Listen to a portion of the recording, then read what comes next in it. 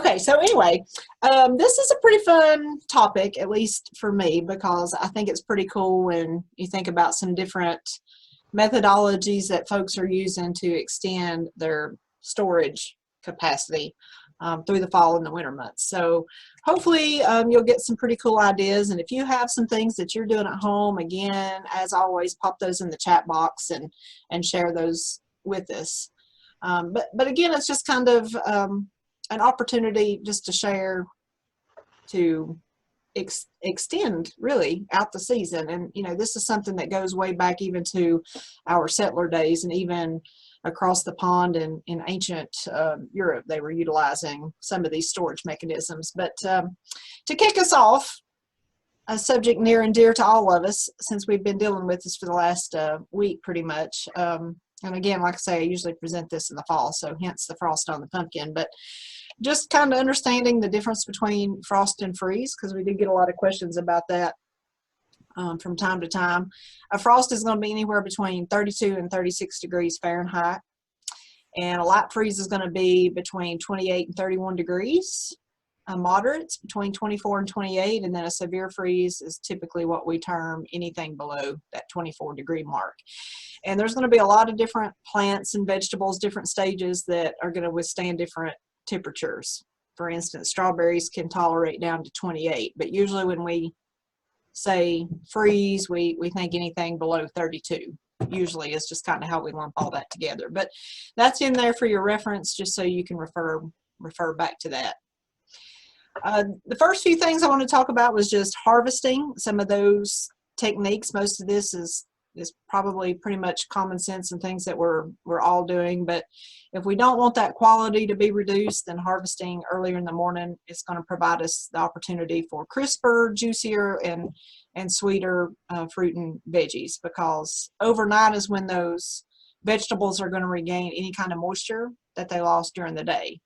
And it's when those starches are being formed during the day that are converting to sugars during the evening. So that's why you're going to have crisper, sweeter, and juicier vegetables.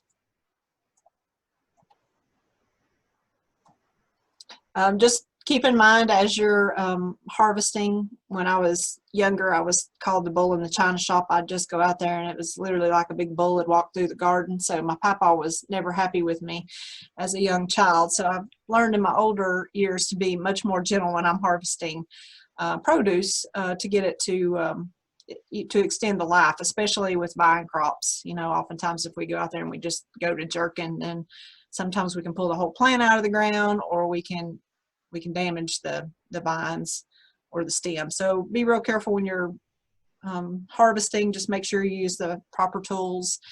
You don't want to be out there pinching anything that is going to leave that straggly growth, which is going to invite any kind of pathogen in. You hear me say that each week, but always be cautious when you're doing that, because of course any of your future harvest is going to depend on a healthy parent plant. So think now, as we're harvesting broccoli and cauliflower and some of those cold crops, you know, again, when you pinch off a broccoli stem, you want to get that clean cut, not straggled ends. And then remember that frequent picking is going to be essential for the life of that harvest, because a plant's goal is to continually reproduce, and oftentimes we as gardeners might forget that. So if the fruit's allowed to fully mature on that plant, then there's going to be no need for it to keep on flowering, which means that fruit production will cease, and we don't want that to happen. So just always maintain frequent picking through your season. Also be mindful not to step on stems and all that. That's another reason mounding up on beds is a good practice to get into, or in those raised beds. And I've just put a couple of slides in here for you to have as reference as far as harvesting. You can see a few of those listed there. Broccoli, harvest when the head's still tight, because once those buds begin to spread, it'll soon flower, and we don't want it to be flowering because we lose some of those starches and the sugars. And you can see there the difference with carrot. You can harvest those any times, and smaller carrots are going to be sweeter, but if you can leave them in the ground, that's going to be better because they won't dry out. And then when we do harvest carrots, if you cut those tops off, they won't get that rubbery texture. Cucumbers and zucchini, squash, all those are pretty self-evident. We've all had experience with those, but we don't want them getting too big, because that's when those seeds start to swell on the inside, and it kind of flips that switch in the plant, and we don't want that to occur, because we don't like those great big seeds. Notice on some of your vine crops, if that vine falls off, then it's ready. That's a pretty good indicator. Peppers you can harvest pretty much any time, but again, if you want it to keep producing, harvest pretty frequently. And I don't want to go into all these, but winter squashes, there's going to be lots of different types of those. So you're going to leave those on the vine until the bottom is a different color, or you can press your thumbnail in it and you're not penetrating that hard outer shell. Just some other ideas as far as, I guess, some maybe crops that we don't often grow in the garden, which I think okra is becoming more popular, but that's one that you're going to be picking pretty much every day. You don't want those fruit getting woody, because it's going to make it tough to eat, number one, and then it's just going to make it harder to store those. Parsnips is another one, kind of like carrots. You want to leave those in the ground until the tops freeze, because you're not going to get the flavor out of a parsnip until it's been frozen on, until those early frosts. So this is one of those crops that you can actually leave in the ground well after frost for better flavor. Rhubarb, of course, we've been talking a lot about fruits in the last couple weeks, and how we want to pinch the blueberries off, because we don't want fruit for the first 3 years. And you know, everybody wants to grow strawberries because it's instant bang for your buck. Well, rhubarb is one of those, if we start a plant, you don't want to harvest it the first year. Again, you want to push all that energy to below the soil line for that first year. And then the second year, you really just want to harvest a couple of weeks. And then after that second year, harvesting in that 8 to 10, 12-week stretch would be adequate. So, of course, when it comes to rhubarb, you want to be harvesting the leaf stalk from the plant. Only the stem is going to be used, because it's got high amounts of oxalic acid in the leaves, and we don't want to be consuming those, because those can be problematic. And then turnips are another one that you can leave in the ground for a while. You can actually eat the tops. Some people prefer those to the actual root. If you do prefer the turnip greens, it's really good to build your soil tilth. Plus, it's also used as a forage. But again, if you're leaving it in the ground after that heavy frost and just strawing them down, and we'll talk more about that as we move through tonight, you can have turnips even after the first of the year. Brussels sprouts tend to be a little bit cantankerous here in Greene County. Not a lot of people, well, I won't say they don't have success with them. They're just kind of, I don't know. They can just be cantankerous, I guess. That's probably the one brassica that's a little bit tougher to grow than some of the other. But when you start harvesting, you want to start from the bottom of the plant and move upwards on the plant. And then those little cabbages, the little sprouts, you just kind of pinch them around, swirl them around to pick them off the plant. And you can actually store those about 3 weeks in the refrigerator. And again, you can leave carrots in the ground for a pretty long time and just dig those as you need them. And then if you do harvest them, again, make sure you pinch those tops off. And you can actually even store those for about 4 to 6 months. So if you don't pinch the green off, which is also edible, then you're going to lose a lot of storage life on those. There's a picture. I thought I had one of those in here. Shows you how to harvest those. Of course, we have a lot of greens that we grow in Northeast Tennessee, and a lot of folks get confused on which one the frost makes taste sweeter and this, that, and the other. Typically, your flavor is going to be improved after of frost, and that entire plant's going to be able to be cut even when it's very young, if it's half grown, full grown, whatever. And then those tender leaves can be harvested from full grown plants throughout the season. And you can store these a couple weeks in the refrigerator. As far as the mustard and the turnip and kale, you can again harvest the entire plant, the outer leaves, when they get to about 6 to 10 inches long. This is going to be one of the few that you'll hear me say tonight that you actually want to wash this after you harvest it before storage. Of course, watermelons, we kind of already talked about the cantaloupe earlier. It's all about when that little tendril turns brown. That's the true mechanism to determine when a watermelon's ripe. There's a little bit of efficacy to the yellow spot, but typically it's going to be that brown tendril is going to yield the indication that it's time to pick. Anybody ever seen these? Darlene, this is a good one to grow at the Boys and Girls Club. Kind of like I think it was last week when I was talking about growing cucumbers in the 2-liter Pepsi or Coke bottles.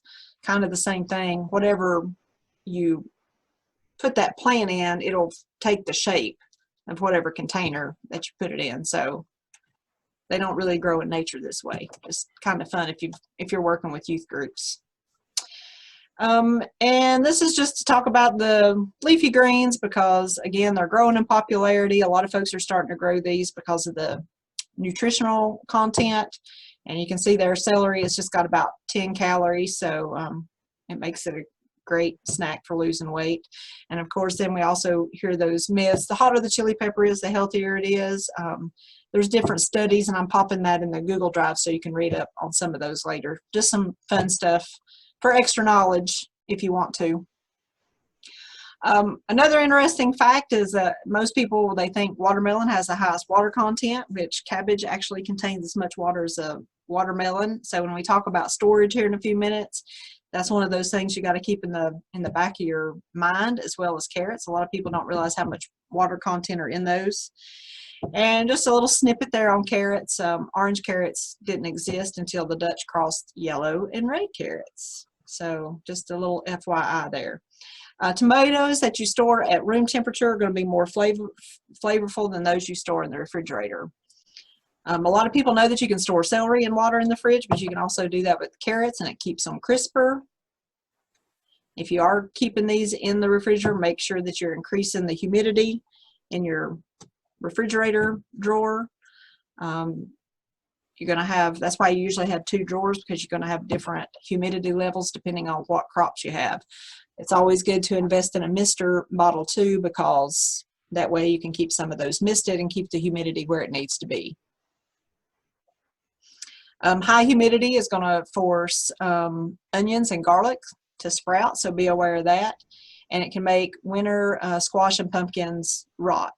And I'm just throwing out some of these things again. If you get into utilizing some of these storage tips we're going to talk about in a little while, keep some of these things in the back of your mind, especially if you're storing things from October into January, February. You do want to try to keep those onions and garlic and things like that in a dark, cool room or cupboard. You don't want them to be exposed to any light. And the other thing, do y'all know what this is, again, when I miss my interaction, I'm getting used to this, but do you know what these 3 fruits give off that would hasten other, like a tomato, which would hasten it ripening? It's ethylene gas. So you can add one of these to a paper bag with your tomatoes and it'll help ripen them pretty quick. But if you plan on storing those for a while, then obviously that ethylene gas is going to become a foe rather than a friend. So be conscientious of that. So they're going to be liable to perish a lot quicker. So again, these are just little things to think about as we start thinking about some of those storage mechanisms we're going to use a little bit later. Remember too that celery, cabbage, carrots, potatoes, all of those are going to be harmed by the ethylene gas as well. It's going to cause them to ripen a lot quicker. So if you're going to keep apples or cantaloupe, any of those in the refrigerator, make sure that you're going to seal them loosely and keep them separate in a totally separate drawer from some of your other produce so that the other don't spoil too quickly. Yeah, that's just giving you more info about the ethylene. I should have moved those slides, but I think that's in there twice. Oops. So you've heard me talk about leaving root crops in the ground. I wish I could see everybody. I can only see 3 faces because I'm kind of curious how many people do that. How many people will leave some of these root crops in the ground? It's all about some of these things we've been dealing with for the last couple of days as far as temperature, understanding frost lines, knowing where that little magic number is. And I guess I should preface before we go any further is understanding that it's going to be trial and error, because even in Greene County, you often hear me say we've got like 4 different microclimates in the county. So it's going to vary. And some of you where you're not in the county, you're in Northeast Tennessee, those microclimates are going to vary pretty greatly. So it's going to be kind of trial and error and figuring out what works for your situation and where you're at. Even with me, and of course Mother Nature is going to dictate a lot of that, but it's going to take some years of practice to kind of figure out the sweet spot. But you can leave carrots and parsnips, beets, all those type things in the ground. You just want to make sure that you're mulching them heavy, and I hope you can kind of see how this is done here, just covering it pretty densely with that straw cover. You can also do that with leaves too. Keep in mind in the fall when we dig sweet potatoes or some of those winter squashes, and even some varieties of pumpkins, we'll need to cure those before we eat them or before we store them. I don't know if anybody's ever had a sweet potato that's not been cured. They're not quite as tasty as ones that we allow to cure for about 3 to 4 weeks. Oh, and this just goes back to the ethylene gas. I got that out of sync. Sorry there. But once you do start to bring those vegetables inside, remember that light is going to raise the temperature of all those vegetables, and that's going to increase respiration, which is going to increase that moisture loss. So that's why when we're harvesting in the fall, we say to make sure that we keep those veggies in the dark. And that's especially true for potatoes because they can have the tendency to turn green when they get exposed to light. And basically what that does is flip a switch and makes that plant think it needs to make chlorophyll. And that's what we don't want it to do. And potatoes, of course, are in the solanaceous family, and that nightshade family. So when they do get exposed to too much, they'll produce a compound called solanine. And that's where that toxicity comes from in the plant. So make sure again that we're keeping those in a dark area, keep them covered away from light. Darkness is our friend. And from here you can see some of these different butternuts, just some regular gourds, some pumpkins and everything, some of those winter squashes spread out there to cure. That's basically just when we're going to expose those to a little bit warmer, dry air, and that's just, again, so this hard outer shell here can harden, and that's what's going to protect the inside of those cores from rotting through extended storage times. And just like the winter squash, potatoes are going to lack that tough skin, which is what's going to protect them from rot, especially as you move into longer storage months. So when you're handling, digging, make sure you're not cutting them. Don't bruise them, because that's going to make them perish a lot faster. Again, this is another one of those areas my papa would get frustrated because I'd just go through there like a bull in the china shop, just as fast as I could go, and every single potato would have a nick in it. So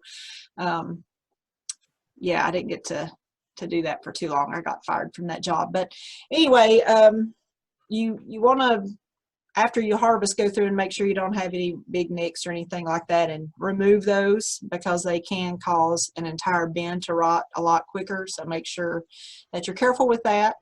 And if you are going to store potatoes, then make sure you look at varieties, which I'm going to give you that too in the Google Drive, because russets are going to store a little bit better than some of those fingerlings or the redskin varieties. Because even if we're curing those redskin, they're just not going to ever achieve that hard outer shell like we want them to.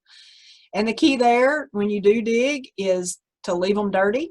You want to maybe rub a little bit of the soil off before you go to store, but don't wash them, because that's just going to make them rot that much quicker.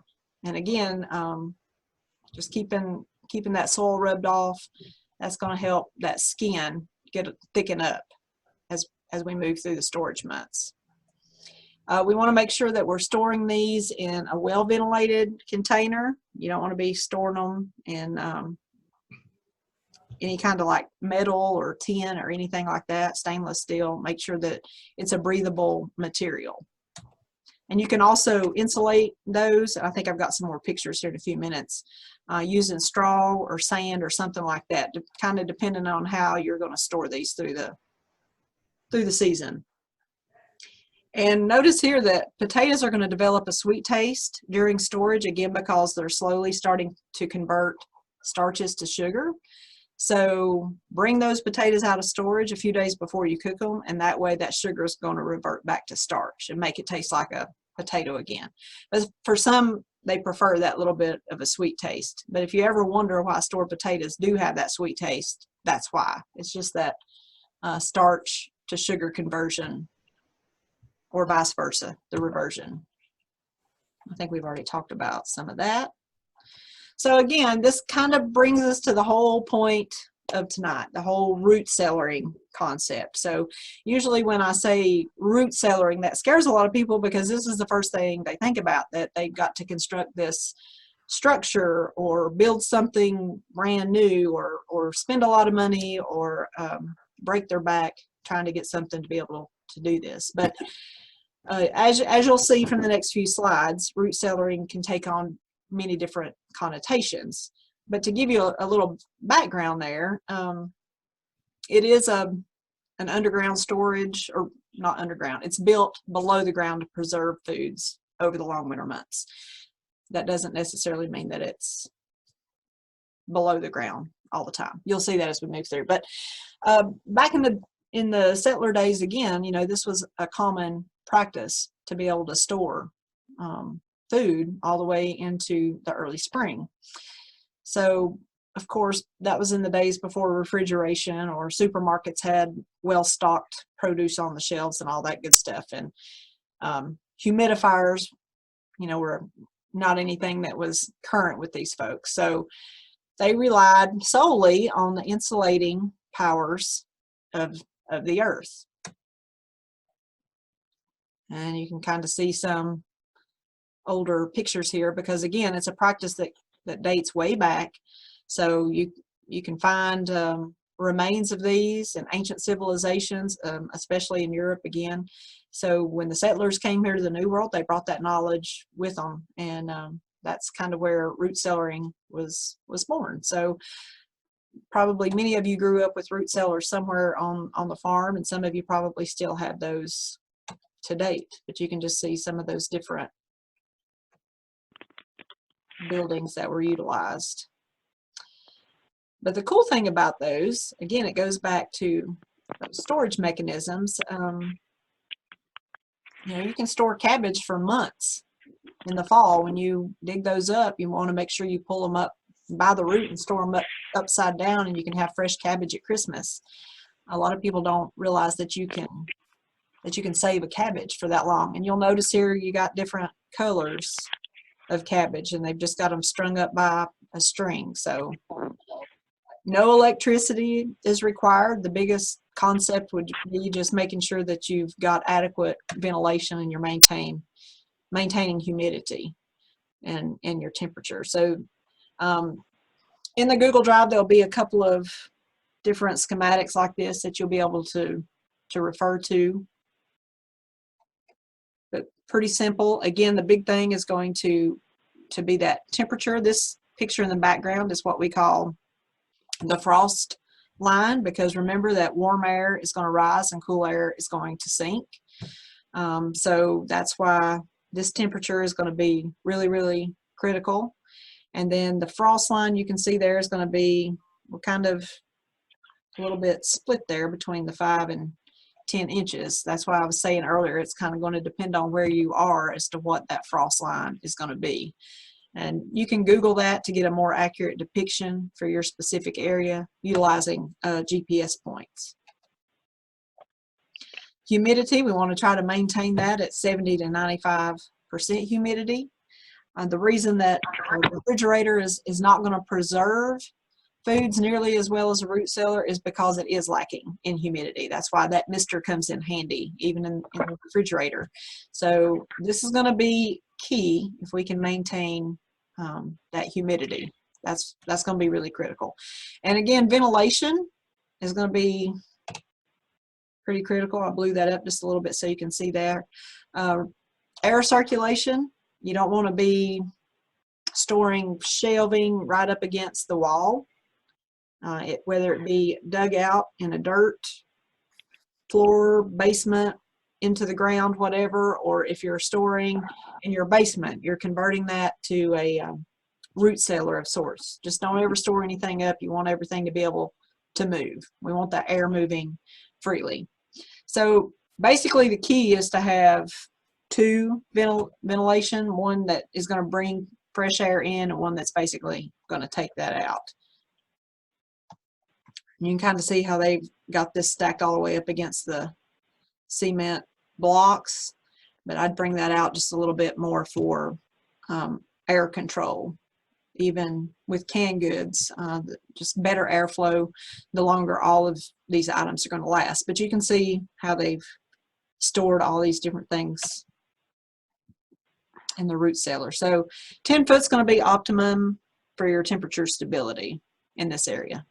But again, you're just going to have to kind of play with that depending on where you are. Any kind of food that's going to be more tolerant of some of those warmer air temps, you can put those at the top. And anything that's going to require those cooler temps, you want to store in the bottom, because remember, hot air, cool air. And again, we just want to make sure that we're always maintaining proper airflow. And you can see here, dirt floors are going to retain more moisture within the cellar than any kind of concrete or stone. And you can add humidity by sprinkling water on the ground, or just place a pan or 2 on the floor, like aluminum pans with water, or you can use dampened burlap bags to cover your produce up. And you can pack foods in moistened moss, mulch, or sand. And when I say moistened, it's not like wringing out wet. You know, it's going to be hard to do that with sand, but with mulch and moss, there's a fine line there. You don't want it wringing wet.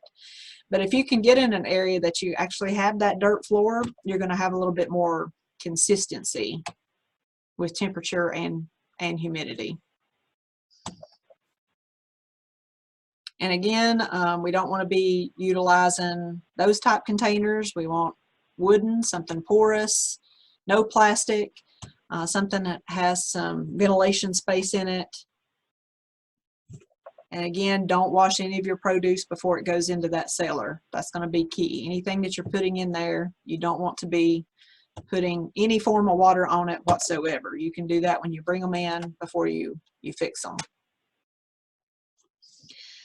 And hopefully this shows you just an idea of where that root crop is going to sit below that soil line. And again, you can leave them in there until that first hard frost. About 4 hours of consecutive 25 degrees or lower is good enough if you're wanting to dig those and put in a root cellar. You want to make sure you do that, because otherwise you're going to shock that plant because of that temperature variation. So if you leave them in the ground for a while before you take them to the root cellar, that's going to kind of like hardening off transplants this time of year. It's going to be the same thing. We're just hardening them off a little bit before we take them to the root cellar. The other key thing is there, again, making sure that it has reached maturity. We don't want to be putting anything in the root cellar that's not quite ripe not quite to that full mature age. And we don't want to really be putting anything in there that's over mature, because again, that's going to increase that water content, which can lead to spoilage later.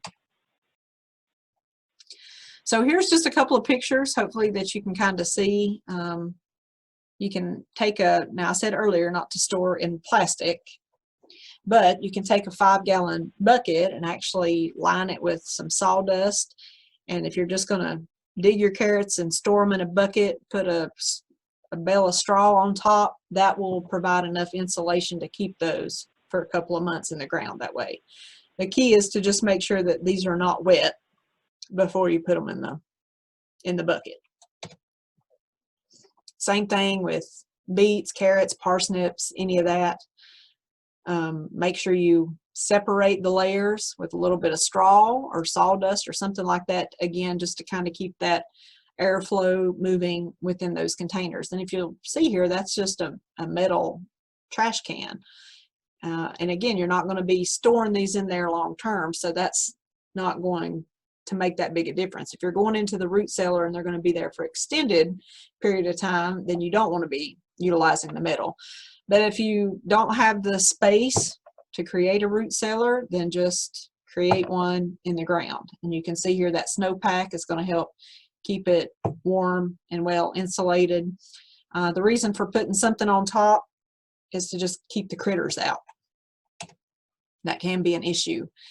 This is an old chest freezer that somebody has taken and just dug into the ground, and they're storing potatoes. Of course, if they're going to store that big of a container, I probably wouldn't store that in plastic bags. I would make sure they were layered probably every 4 to 5 inches as you come up in that chest cooler or chest freezer, with something to keep that airflow again. And speaking of coolers, you can take an old ice box and do the same thing for smaller amounts of produce.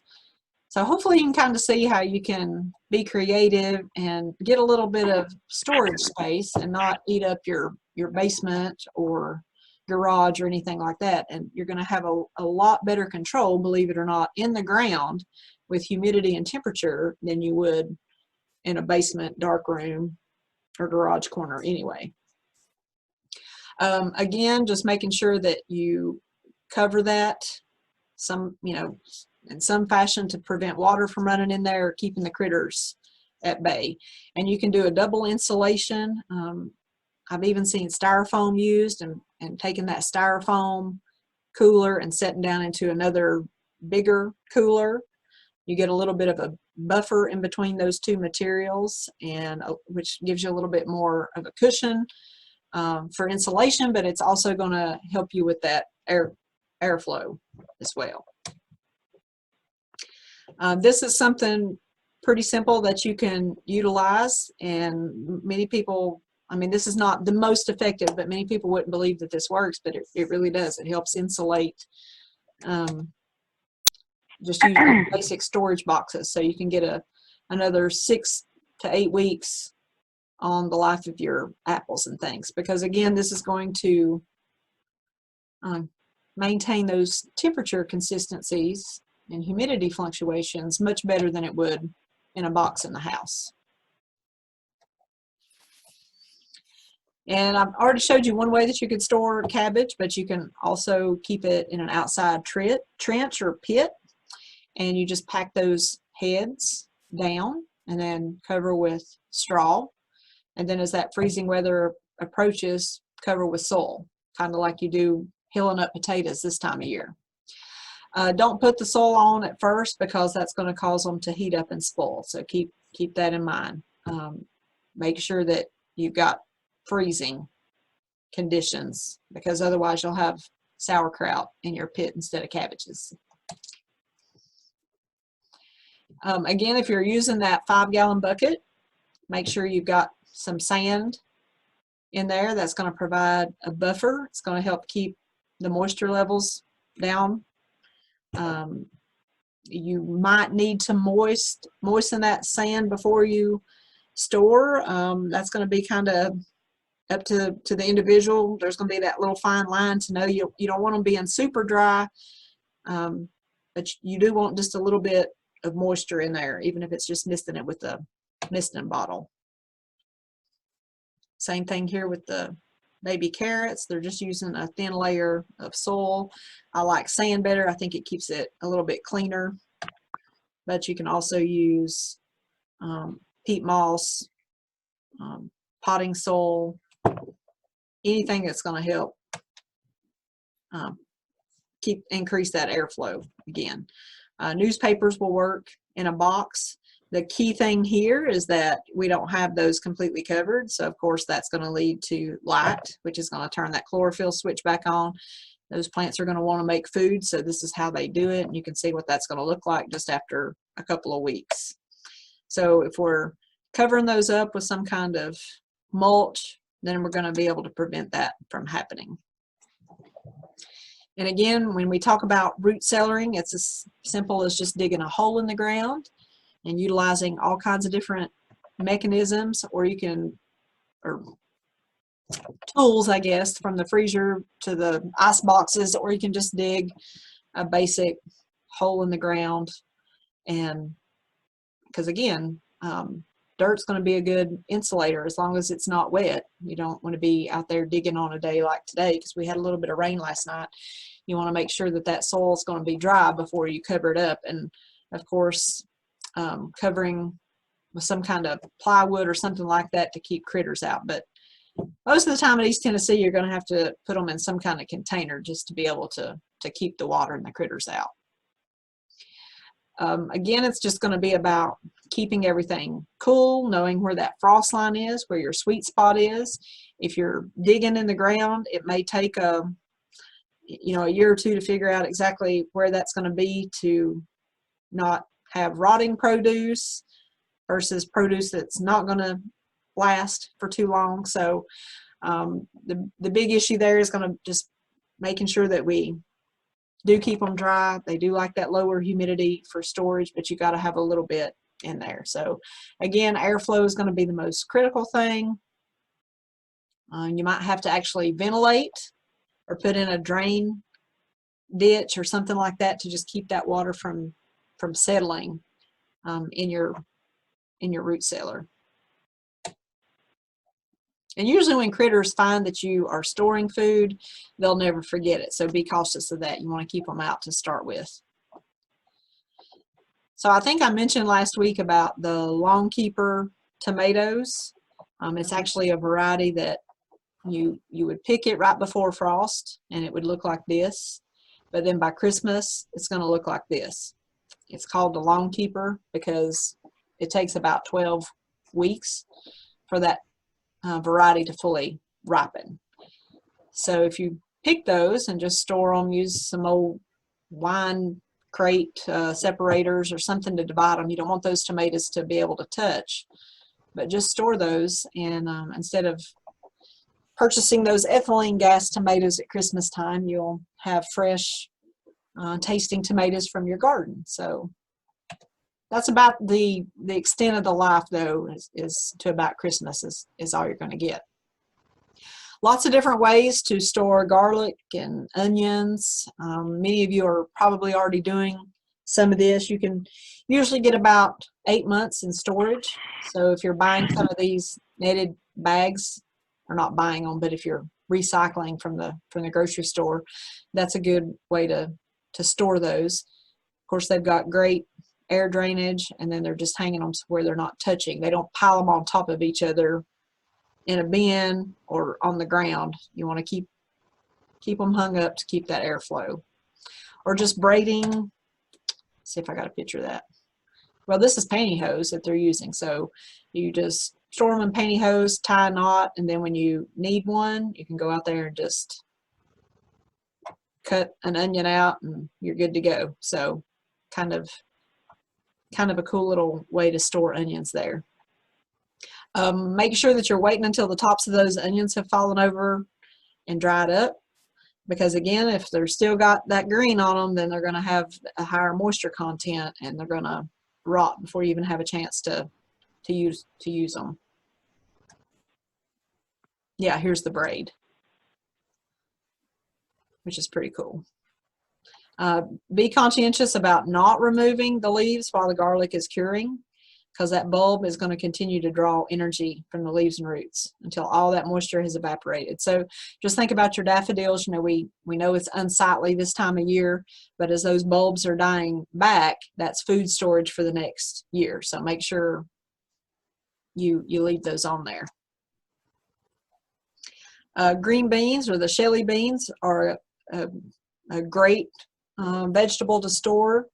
Of course, there's an art to this. The leather britches, making sure that you're allowing that pod to dry on the vine if the Mexican bean beetles don't get to them first. But if you can leave them on there, the longer you can leave them on there, the better, actually. So that skin is going to become the reason we call them leather britches. It's going to wrinkle up. But once you remove them from the pod and remove any of those that might be split, I don't have a picture in here that shows that, but spread them out on an old bread tray or old crate, old box somehow, and just allow them to dry for a few more days.